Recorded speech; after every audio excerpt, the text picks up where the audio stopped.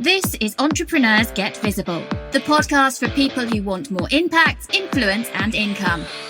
I'm Anna Parker-Naples, and I'll be sharing with you proven methods from leading entrepreneurs that help you get visible as an authority in your field. Because anything's possible when you get visible.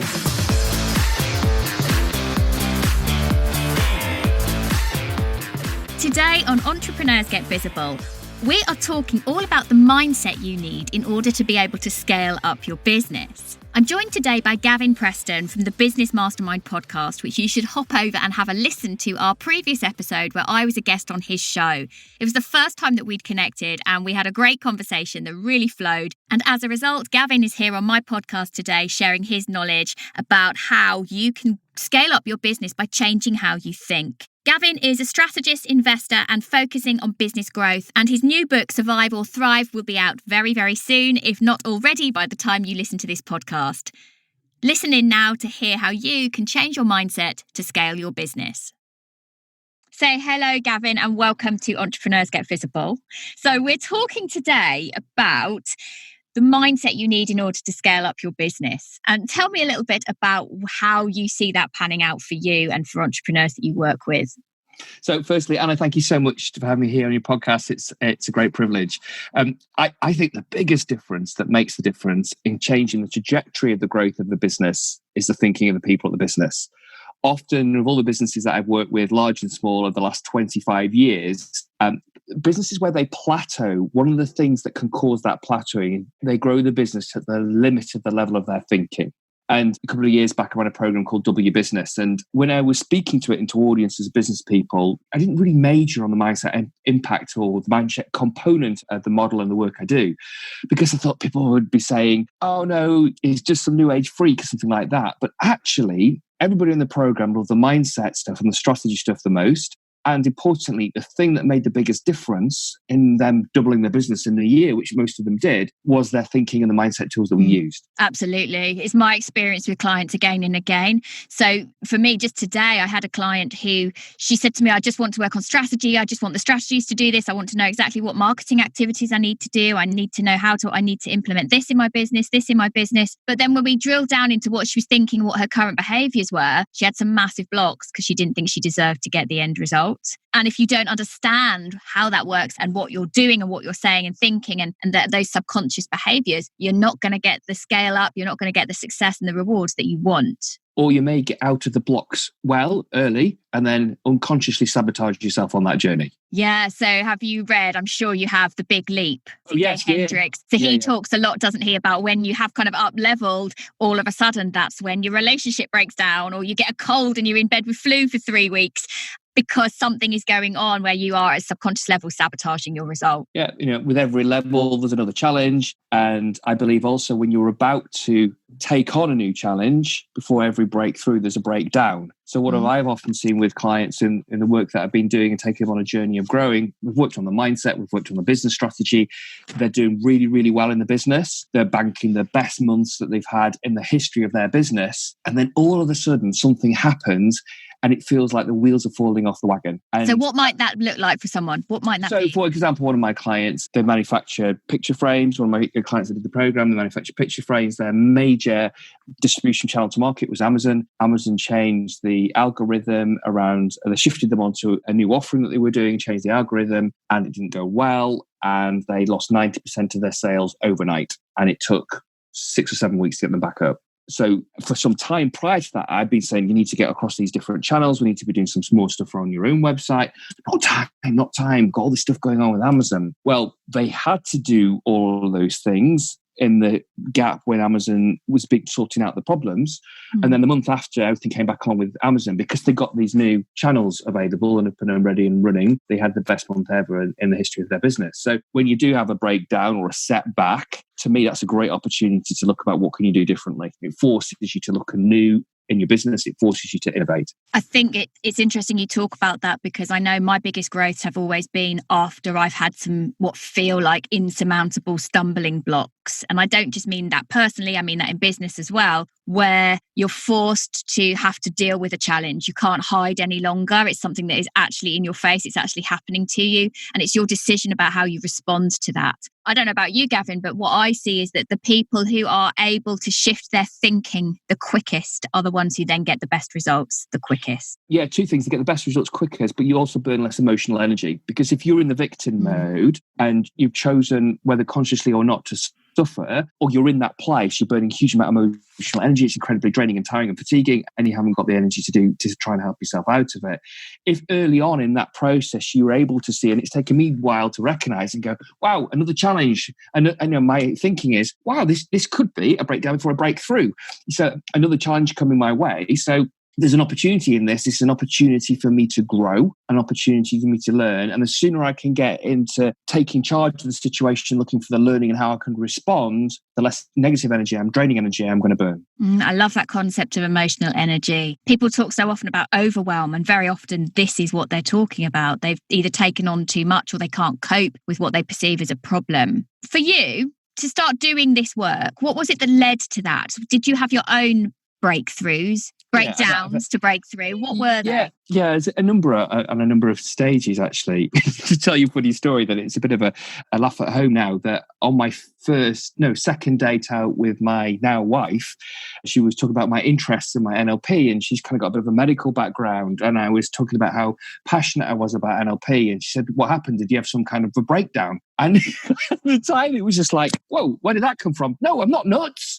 And I didn't take it so well. But actually, where it did come from was at the early stages in 15, 16, I felt a huge amount of pressure on myself to get good results at GCSE. And my dad handed me a book by W. Clement Stone called The Success System That Never Fails. And he was a close friend of Napoleon Hill, Think and Grow Rich. And in it, in W. Clement Stone's book, The Success System That Never Fails, it's a sales book. My dad at the time worked for the UK arm of an American sales company. So it was all into the kind of motivational sales training. And there was the Napoleon Hill quote in it, what the mind can conceive and believe, the mind can achieve. This was my motto. This became my motto in life. And my dad said to me, Gavin, think about getting 9 A's at GCSE and say to yourself 50 times a day, 9 A's GCSE, what the mind can conceive and believe, the mind can achieve. I did that. I went, okay, Dad. I didn't know any different.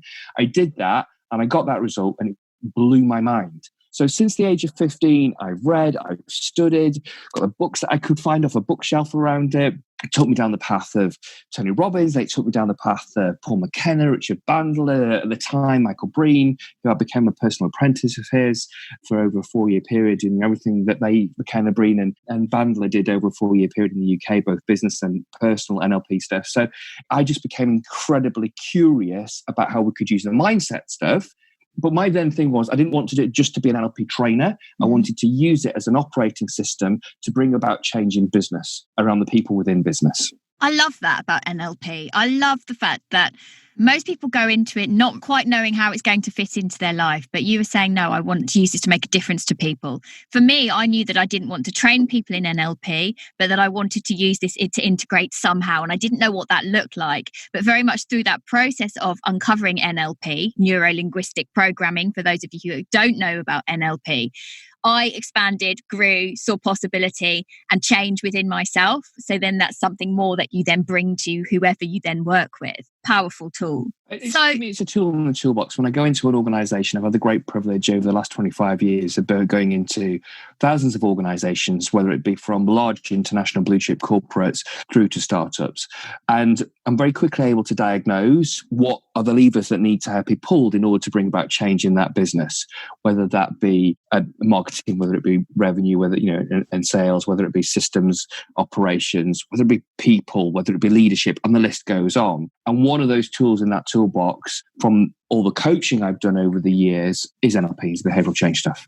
So tell us a little bit then about how you see people stuffing things up for themselves with the way that they think. What are the channels of thought that they're going down that are not helping? I think I'll allude to one of the things you said that you've experienced before, is that people don't either think they're worthy of success, or they're scared that if it all goes right all of the time, then their world will be so different. Will they lose friends? Will they lose their spouse or partner? Or will they not have enough time away with other children? So they're afraid of that success. But I've had situations where I was helping another client to look for, put offers in and complete acquisitions. What if they all come off at once? I said, well, they won't.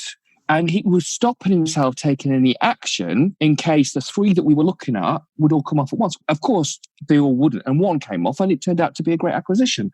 But the point is, you can talk yourself out of stuff. Or the other classic one is, I've never done that before, so I don't believe I've got the ability to do it. Well, okay, well, let's work it out together, logically, step by step. And what we don't know, we'll get the right advisors to help. He's now done his second acquisition within 2 years and will be going on to his third. His business is transformed. His role in the business is transformed. Often for me, it's giving permission to people that they can take these steps. And I'm a sailor, I love the sea. And I like the analogy that it's often, I'm doing slight course corrections. The light hand on the tiller, the light hand on the wheel, just being there. I'm right by your side. Or a similar analogy is, you've got a container ship coming into a port. You've got a very experienced captain of the ship, but they bring on a local pilot that knows the local waters, that joins them on the bridge of the ship to help them navigate those tricky waters in a local area. So for me, when I'm going in to help a business person, it's like I'm like the pilot on the bridge of their business with them. And I'm looking at everything, the other vessels, the traffic, the tidal movements, the wind. It's the same. I'm looking at their mindset. I'm looking at the market conditions. I'm looking at strategy. I'm looking at how their staff are responding. And then that's another key thing that will often help with mindset, is to then engage the next layers of the organization down into this is possible. So I'm a fan of the goal setting, sort of setting 3 levels of goals, which I'm sure you'll have heard about minimum, target, outrageous. Some people call it outstanding, but minimum, target, outrageous. And the problem with setting one goal is you either hit it or you don't. And if you don't hit it, it's demotivational. So you set the minimum level, which is if you're on your current glide path with your current level of business in your pipeline, that's what you would hit. Your middle one is your target, which is your stretch. And the outrageous one is something that we never thought was possible. I've got a client I'm working with at the moment. They wanted to set their outrageous target for this year for 2 million. And I said it was going to be 2.5. And they said it won't happen. The staff won't buy into it. They are 2 months into their financial year and they are tracking on track on the outrageous level at 2.5 million. Amazing. But if they'd not allowed themselves to think that big in the first place, the leader at the top, the person making those decisions, then there's no way that you could bring the rest of the team up with you. 9 months ago, they were annualizing 1.6 million a year. But everybody now is fired up. Oh, by the way, if there's an incentive in place, if they hit the 2.5 million, everybody in the company gets a reward for it. So showing them picture and a graph about how you're performing and open people's eyes to that this is possible. Expansion. It's about expanding your mind, expanding your belief in yourself, expanding what's capable for your company. Very much expansion. I was thinking the whole time you were talking about that analogy. It's holding the space. I believe in you. I know you and the team can do it. Yep, you're going to have some bumps on the road. Come back to me and we'll work those out together. And it just gives a sense of clarity. It gives a sense of certainty and therefore confidence. I liked what you said earlier about permission as well. I see that a lot. And I think that's permission to expand. It's permission to be that slightly bigger person than you are now, or that outrageously bigger person than you are now. Because if you've never been that, that's frightening. That's scary. It's the unknown. But actually, that's what you want. You want to be living, we all do. We all want to be living a bigger life, a more purposeful life, a life of more success in whatever way that means to you. I'm wondering now, as you're talking about this, how much when you're working with CEOs particularly and leaders in their business, whatever their business looks like, how much you encounter imposter syndrome and how much you see this sabotaging results? Very frequently. I would probably say 80% of the time. And that's through working with people at an exec level in a corporate or a business unit management board that might be, he's still having a turnover of multi-millions of pounds, through to somebody that's got a 6 or 7 figure business. It's always the same. And the challenge really is when they've got accustomed to operating at a particular level for a period of time. They like the idea of scaling, but it's that shift in their thinking that's required. And they don't believe they're good enough to be able to do it. And does it surprise you sometimes, the people who are experiencing those thoughts? Yes.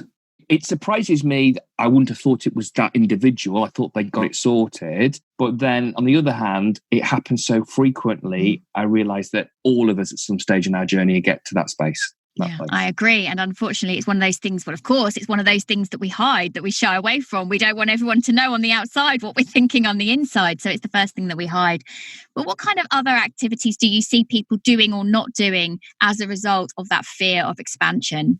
filling their time with stuff that's not really going to move the dial in their business. Yeah. So they'll get into the thick of things. They won't delegate. They stay way too operational, and they don't take the time out to work on the strategy and the bigger picture of their business. And they also don't take the time to get out of their business and build the relationships, the strategic relationships with people that really could help them take the business to a whole new level. See, I see this a lot in terms of people's sense of deserving, like we touched on the beginning of this interview, deciding that you're not actually good enough on some level. So you don't reach out for collaborations, you don't reach out to network, you don't reach out to speak to someone influential within your industry because you think you're not there yet, or that you don't deserve, or that you're going to be rejected in some way. And actually, I think we all know that the better your collaborations, the better your connections, the better your network, the more your business is going to grow.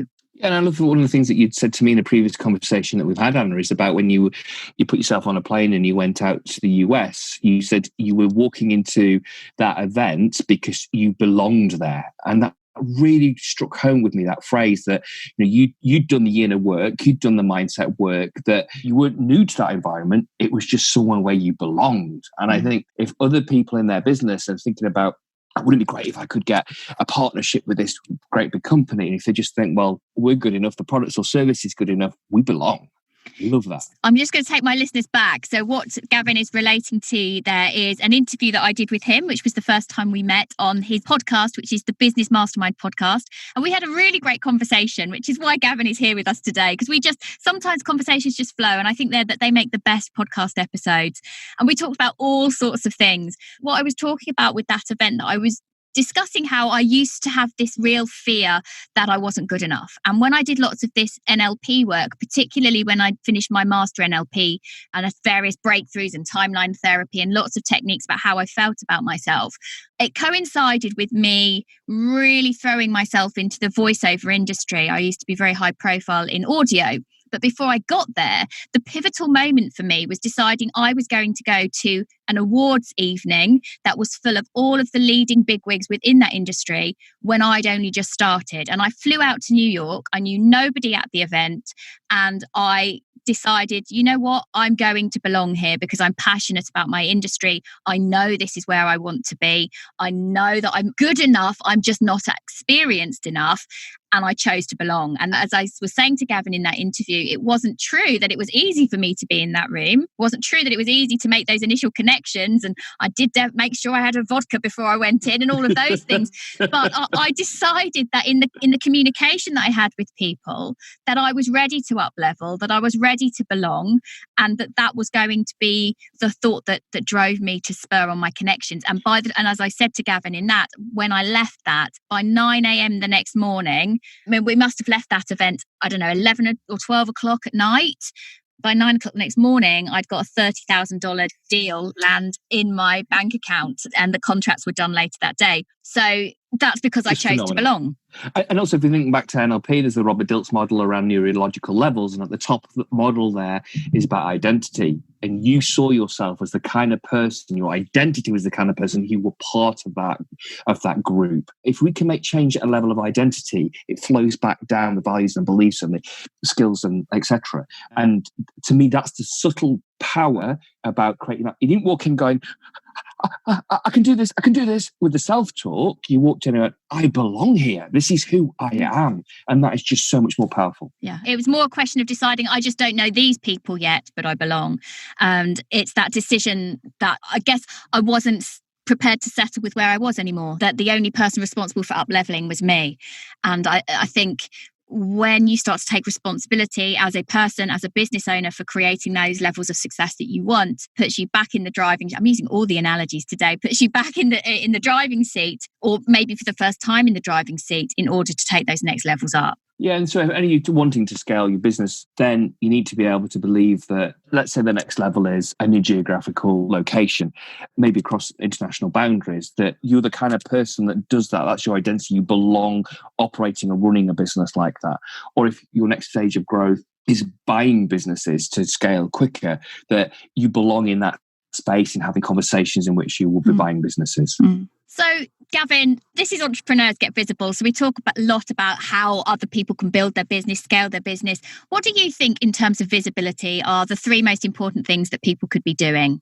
For me, it's demonstration. It always has been for demonstration. What I mean by that is anytime I can get on my feet and speak, anytime I can get and do a podcast, I can get on stage, etc. It really helped. I found the sort of partnerships or joint venture model with organizations who have as their customers the kind of people I would like as my customers has always been very, very effective. So I've had a long-standing strategic relationship with HSBC, which has provided events on, filled the room full of their customers, and then I speak to those. And, in 2020, I did that for 2 and a bit years, in 2014 and 15, and then that'll be starting again in 2020. So that has provided fantastic profile for me and visibility for me in front of business owners who might not normally be engaging with and watching online videos or talking to business coaches or business mentors. Yeah, getting in the room with people is really powerful. It is. And then having the opportunity to demonstrate my capability rather than saying, hey, by me, it's just like, how can I help?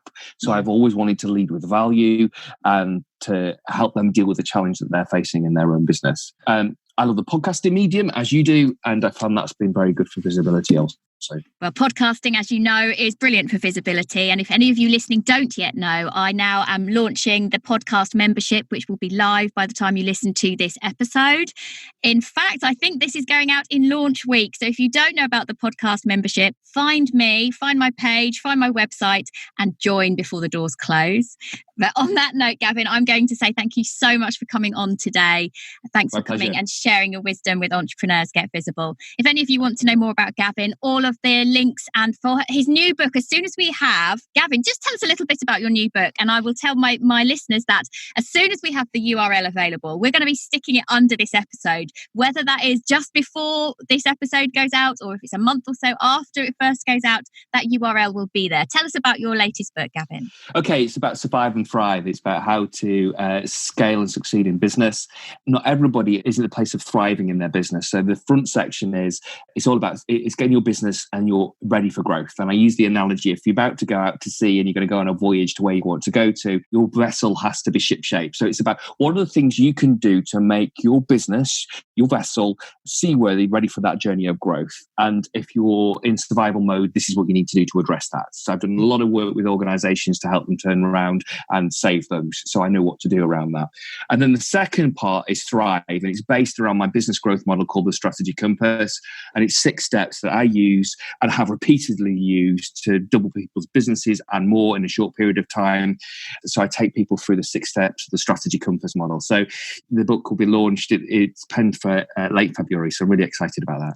Great. Well, find the URL in the link. And I just want to finish with, as you talked more and more today about various sailing analogies, I just want to say to people, you have a choice whether you are out there in a dinghy that's got a hole in it or whether you are in a luxury yacht. Fantastic. I know which one I want to be in. So these things are down to you and the way you think about yourself. That's fantastic. It for today. Take care. Thank you. Thank you for listening to Entrepreneurs Get Visible. To get your free checklist on how to raise your profile and to find out about our community, go to Parker-Naples.co.uk/get visible.